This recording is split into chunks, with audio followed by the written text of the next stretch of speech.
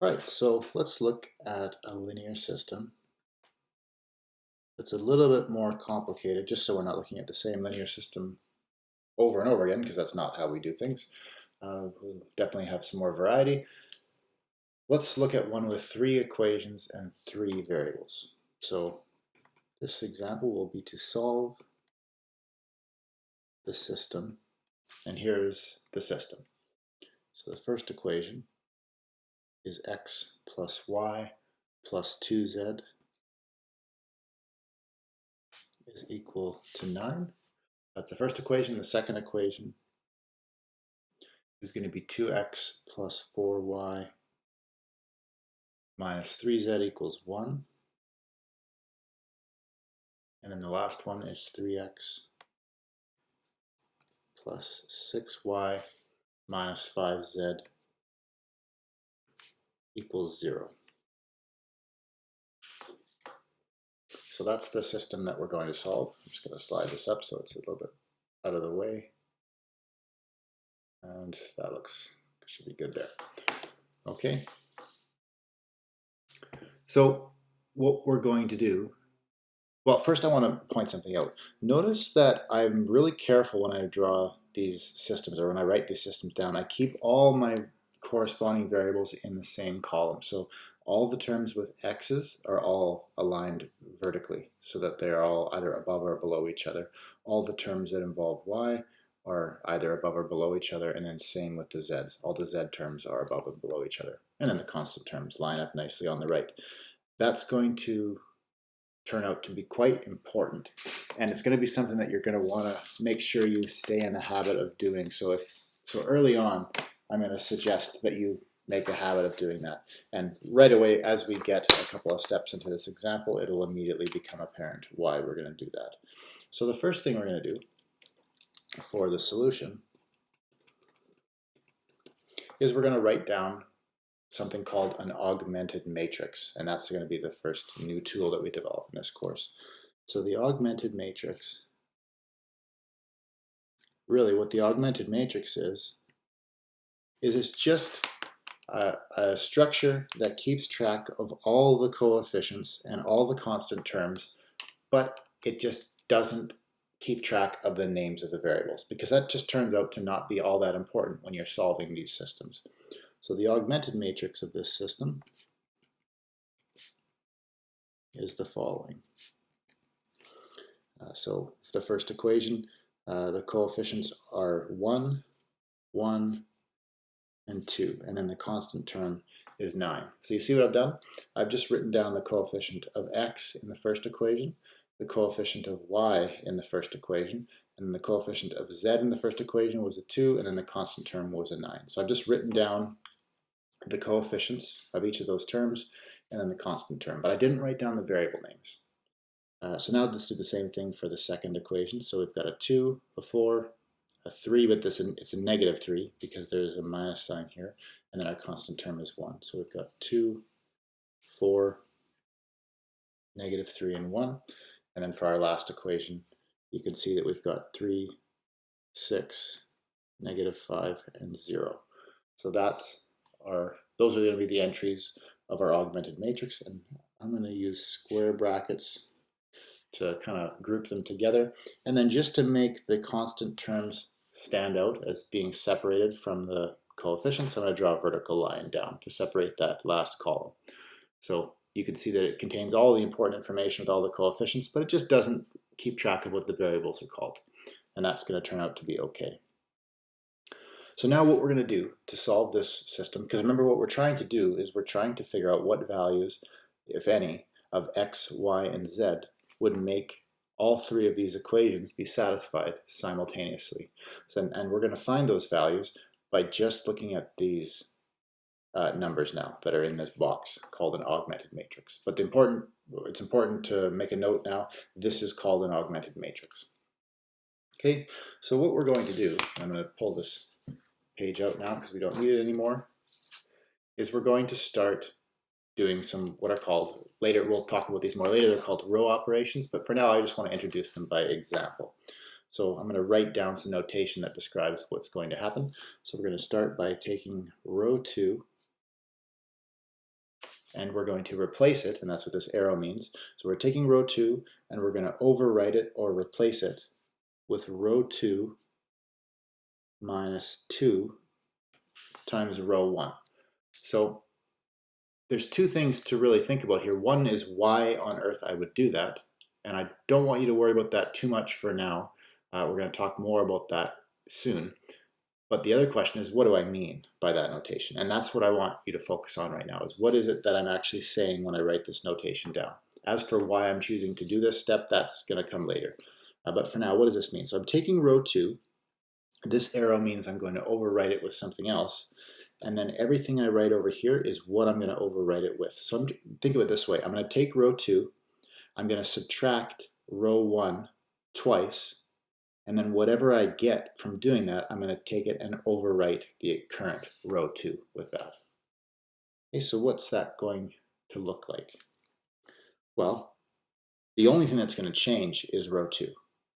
Right? Nothing else is going to change. So I'm going to draw a new copy of the matrix with that change accounted for. So row 1 is not going to change. And row 3 is also not going to change because nothing is overwriting row 3. So I'm going to copy row 3 down here. I've got 3, 6, -5, and 0. And I've left empty space to put the revised version of row 2. So let's figure out what this is going to do to row 2. So we're taking row 2 and we're subtracting row 1 twice. So look at these entries. Take the 2 and subtract the corresponding entry from row 1, but do it twice. So we're going to go 2 minus 1 twice. So that's really just 2 minus 2, which is going to give me 0. Well, now I'm going to take this entry of row 2 and subtract the corresponding entry from row 1 twice. So that's going to give me 4 minus 1, but I'm going to do that twice. So 4 minus 2 times 1, or 4 minus 2, is going to give me 2. Now what if I take 2 and I subtract it from -3 twice? So that's going to be -3 minus 4, which is going to give us -7. And then lastly, to figure out what goes here, just take the entry that was there, 1, and you're going to subtract 9, but you're going to do it twice, again, because of this 2 here. So I'm going to go 1 minus 2 times 9. That's going to be 1 minus 18, which is really just -17. Okay, so that is your first row operation. What you've done is you've just subtracted one multiple of the first row from the second row, and it happens to, this is the multiple right here, 2 times row 1. Okay, so as for why I did that step, don't worry, that's coming, but for now I just want you to focus on what exactly happened. And we're going to do another example of an operation like that now. So what I'm going to do now is I'm going to subtract row 1 from row 3 times. So the notation for that is I'm going to take row 3 and I'm going to overwrite it with the result that I get if I take row 3 and I subtract 3 times row 1. So that's the notation for the row operation, and what that's going to look like is I'm going to have, okay, 3 minus 3 times 1, 6 minus 3 times 1, and so on. Okay, so let's write down a copy of the matrix, and the first 2 rows won't change because row 3 is the only one changing. So let's write down a copy of row 1 and row 2 because they won't change. Now row 3 will change. So we're going to go 3 minus 3 times 1, that's going to be 3 minus 3, which is 0. 6 minus 3 times 1, that's going to be 6 minus 3, which is 3. And then -5 minus 3 times 2, that's going to be -5 minus 6, which is -11. And then what else do we have? We have 0 minus 3 times 9. That's going to be -27 because it's 0 minus 27. So that's our updated copy. And now we're just going to keep on doing this. And what we're trying to do, roughly speaking, I'm going to get more into the details later, but we're trying to make this section of the augmented matrix have a whole lot of zeros, because the more zeros that are over here, the simpler the corresponding system of equations is. So that's, roughly speaking, that's what our goal is. And again, we'll talk more about how to achieve that goal and how to formulate that goal precisely in section 1.2. But for now, I want to just introduce you to the idea of doing these row operations. So we're just going to carefully write down the notation and perform the operations. So now what I'm going to do is I'm going to take row 2 and I'm going to subtract it from row 3. So the notation for that is going to look like this. I'm going to take row 3 and I'm going to overwrite it with what I get if I take row 3 and I subtract row 2. Okay, so let's do that. So row 3 is the only row changing. So we're going to have row 1 and row 2 won't change, so we might as well copy those down right off the bat.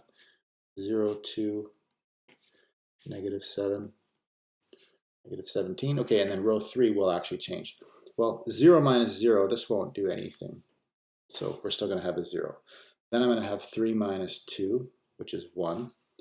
-11 minus -7.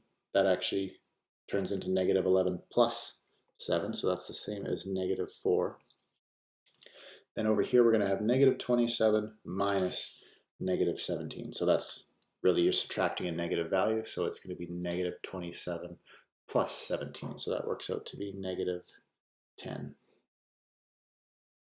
Okay, so that's what we get from doing that. Now, this is a bit tedious, so sometimes if the row operations aren't going to interfere with each other and make any complications, then sometimes you might do a couple of row operations in one step. So here's an example of that. I'm going to try to use this 1 to make this 2 and this 1 both equal to 0. And that's going to have the effect of introducing 2 more zeros in the second column here. So I'm going to do 2 operations on this step. First I'm going to take row 1 and I'm going to replace it with row 1 minus row 3. So I'm going to subtract row 3 from row 1, and that's going to turn this into a 0. And then I'm going to take row 2 and I'm going to subtract row 3 twice, and that's going to turn this 2 into a 0. So I'm going to have row 2, I'm going to replace it with row 2 minus 2 row 3. Okay, so let's see what happens. And right away, I find it helps to start with the row that's not going to change. So the only row that's not going to change, row 1 is going to change and row 2 is going to change, but row 3 will not. So let's make a copy of row 3. We've got 0, 1, -4, -10. That's going to stay the same. What's going to happen to row 1 now? We're going to take row 1, remember we're subtracting row 3. So row 1 minus row 3, we've got 1 minus 0. It's going to remain a 1. Then we have 1 minus 1, which will be a 0.